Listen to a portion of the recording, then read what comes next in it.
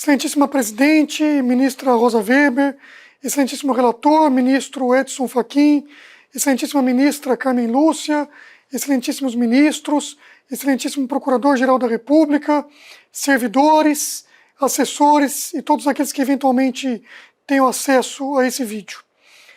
Excelências, agradeço desde já a atenção e antecipo que a posição dessa Advocacia Geral da União é, com todas as vênias, pelo não referendo das medidas cautelares concedidas nessas ações diretas. Ações que têm por objeto dispositivos da Lei 10.826, de 2003, e dos decretos regulamentadores para dispor sobre a aquisição, a posse, o porte e a comercialização de armas de fogo e de munição no território nacional. Antes de mais nada, excelências, merece reflexão se é realmente adequado o deferimento de medida liminar por ministro relator enquanto os autos encontram-se sobre vistas de outro integrante do plenário. E externo que essa minha preocupação não se restringe ao presente caso, mas é uma inquietação em favor da própria colegialidade deste Supremo Tribunal Federal. Avançando, excelências, não é o caso de se endossar a referente medida cautelar. Em momento anterior aos pontos específicos, nos parece conveniente que a Corte leve em consideração duas questões centrais a esse debate que ora se afigura. Primeiro, cabe destacar que os decretos editados no atual governo e objeto dessas ADIs não desrespeitam, mas ao contrário, vão ao encontro da vontade soberana da sociedade brasileira. Isto porque, no único referendo já promovido em âmbito nacional, desde a promulgação da Constituição de 1988, a sociedade brasileira teve a oportunidade de participar diretamente na escolha sobre a proibição ou não da comercialização de armas de fogo e munição no território brasileiro. Eu repito, o único referendo feito após a Constituição de 1988. E numa legítima manifestação democrática, 63,94% da população votou não ao artigo 35 da Lei 10.826. Isso é, rejeitando a proibição desta comercialização. Neste contexto, excelências, com a devida vênia, as decisões liminares, nos termos em que expedidas por este egrégio STF, acabam por esvaziar, seja direta, seja indiretamente, o cumprimento da vontade da sociedade brasileira. Em outras palavras, a extensão das ordens liminares resultam, infelizmente, em um enfraquecimento do pressuposto constitucional de que todo o poder emana do povo, que o exerce por meio de seus representantes eleitos ou diretamente, não sendo, portanto, compatível com os fundamentos expressos da Constituição Federal de 1988. Segundo, excelências, não há elementos suficientes nos autos que comprovem tese no sentido de que a ampliação do acesso a armas de fogo e munições resultariam em aumento do índice de violência e mortalidade. Na verdade, como registra a Subchefia para Assuntos Jurídicos da Presidência da República, referindo-se a estudos da ONU dos anos de 2011, 2013 e 2019, abro aspas, não é possível estabelecer cientificamente uma correlação entre a quantidade de armas de fogo em posse de cidadãos com o número de homicídios. Além disso, a depender do contexto, a quantidade de armas de fogo à disposição da população civil pode ser inversamente proporcional à quantidade de homicídios. Fecho aspas. Essas são palavras da SAGE. Ao comparar as conclusões da ONU com o contexto brasileiro, extraído do Anuário Brasileiro de Segurança Pública, sua edição de 2022, do Atlas da Violência, também de 22, e do Monitor de Violência, essa análise da SAGE verificou, por exemplo, que, após o desarmamento significativo da população civil, com a publicação da Lei 10.826 de 2023, houve elevado aumento no número de mortes por arma de fogo. E a ampliação do acesso a armas de fogo não implicou em aumento do número de homicídios. Repito, a ampliação das armas não significou aumento dos números de homicídio. Esses dados apontam ainda que em 2019, o monitor da violência registrou uma drástica queda no número de homicídios dolosos no Brasil, na ordem de 22% em relação ao ano anterior. Que no mesmo ano de 2019, em que houve redução de homicídios, ocorreu um crescimento na ordem de 91% na quantidade de armas de fogo vendidas, conforme o levantamento da BBC, e apontando no Anuário Brasileiro de Segurança Pública, eu repito. E mais, excelências, os dados apontam que a meta prevista no Plano Nacional de Segurança Pública e Defesa Social de redução da mortalidade violenta de 3,5% ao ano, mesmo sendo essa meta quinquenal, relativa aos períodos de 2018 e 2022, foi alcançada já no primeiro ano do atual mandato do Presidente da República.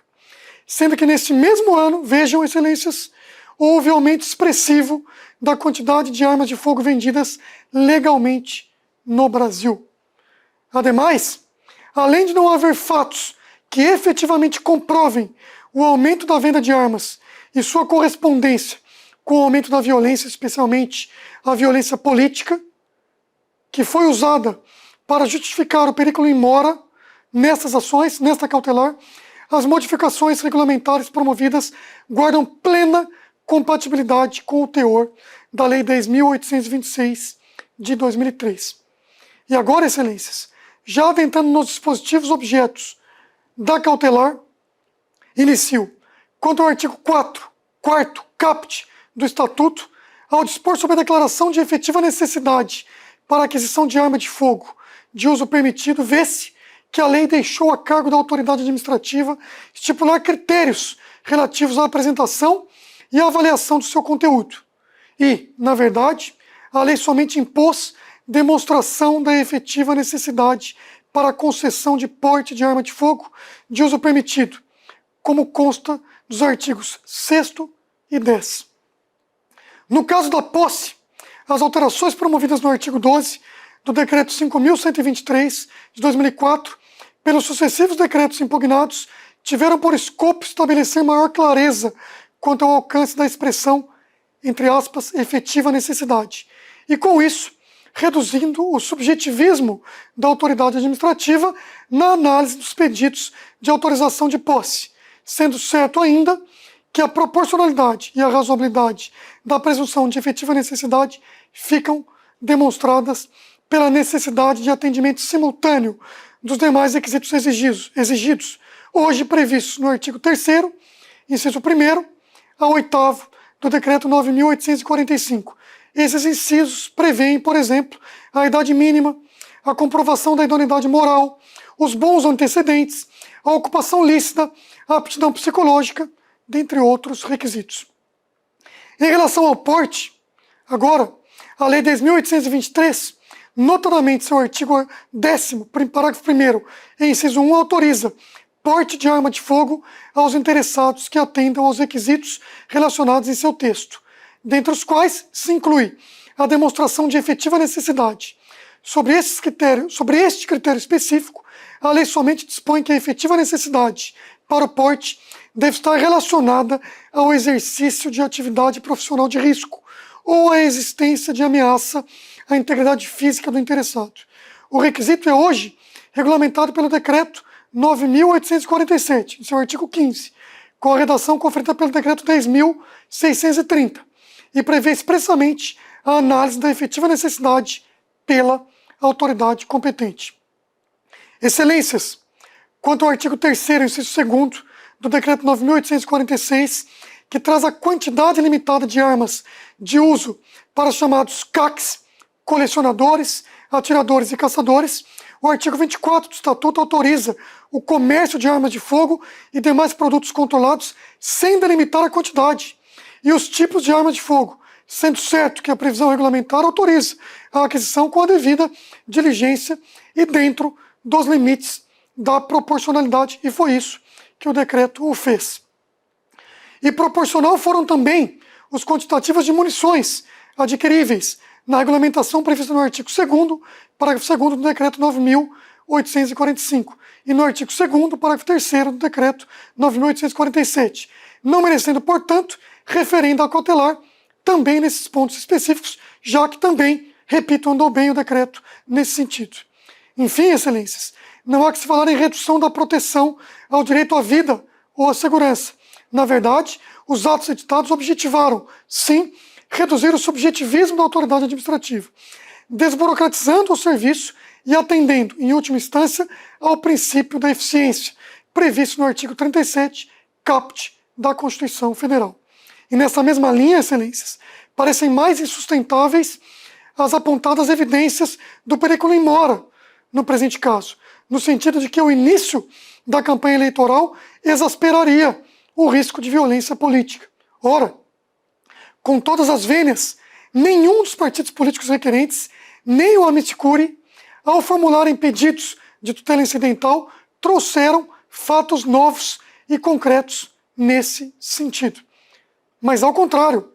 apesar de alegarem os mesmos fatos trazidos em suas petições iniciais, que nada falam sobre violência política, diga-se de passagem, e não obstante o início do julgamento de mérito e pedido de vista do ministro Nunes Marques, os autores inovaram a lide, com novos pedidos liminares formulados nos exatos termos do voto que já havia sido proferido por Sua Excelência, o ministro Edson Fachin, na sessão anterior em ambiente virtual. Tais pedidos indicam claro intuito de antecipar os efeitos daquele voto, antes da finalização do julgamento de mérito das referidas demandas. Portanto, excelências, não se evidencia qualquer urgência nas medidas cautelares concedidas que justifique não se aguardar a finalização do julgamento de mérito.